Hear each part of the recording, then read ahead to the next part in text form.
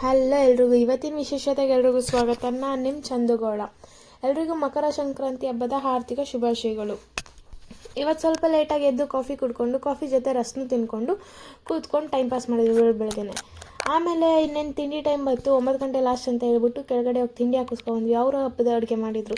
ಸಿಹಿ ಪೊಂಗಲ್, ಖಾರ ಪೊಂಗಲ್ಲು, ಗೆಣಸು, ಕಡಲೆಕಾಯಿ ಚಟ್ನಿ ಎಲ್ಲ ಮಾಡಿದರು. ಸೊ ಅದನ್ನು ತಿನ್ಕೊಂಡು ನಾವು ಬುಡ್ಡಿಗೆ ಹೋಗೋಕ್ಕೆ ಟೈಮ್ ಆಯ್ತು ಅಂತ ಹೇಳಿ ಸೊ ರೆಡಿಯಾಗಿ ಪಿ ಜಿಯಿಂದಂತೂ ಹೊರಟ್ವಿ. ಪಿ ಜಿಯಿಂದ ಹೊರಟು ಹಂಗೆ ಸ್ವಲ್ಪ ಆಲ್ಟೆ ಹೊಡ್ಕೊಂಡು ಫ್ರೆಂಡ್ಸ್ ಎಲ್ಲ ಅಂತೂ ಇಂತೂ ನಾವಂತೂ ಬೊಟ್ಟಿಕ್ಕಂತೂ ರೀಚ್ ಆದ್ವಿ. ಬೊಟ್ಟಿಗೆ ರೀಚಾಗಿ ಒಳಗಡೆ ಹೋಗಿ ಬ್ಯಾಗ್ಸ್ ಇಟ್ಟು ಮೊಬೈಲ್ಸ್ನೆಲ್ಲ ಎತ್ತಿಕ್ಕಿ ಹಂಗೆ ನಮ್ಮ ವರ್ಕ್ನ ಸ್ಟಾರ್ಟ್ ಮಾಡ್ಕೊಂಡು ವರ್ಕ್ ಸ್ಟಾರ್ಟ್ ಮಾಡಾದ್ಮೇಲೆ ನೆಕ್ಸ್ಟ್ ಇನ್ನೇನು ಊಟದ ಟೈಮ್ ಬತ್ತಾ ಅಂತ ಹೇಳ್ಬಿಟ್ಟು ಎಲ್ಲರೂ ಅಂದರೆ ಬೆಳಗ್ಗೆ ನಾರ್ಮಲಾಗಿ ಬಾಕ್ಸ್ ಏನು ಹಾಕೋ ಬಂದಿದ್ವಿ. ಸೊ ಅದನ್ನು ಓಪನ್ ಮಾಡಿಕೊಂಡು ಅದನ್ನು ಏನಂತಂದರೆ ಸಿಹಿ ಪೊಂಗಲ್, ಖಾರ ಪೊಂಗಲ್ನೇ ಹಾಕೋ ಬಂದಿದ್ದು.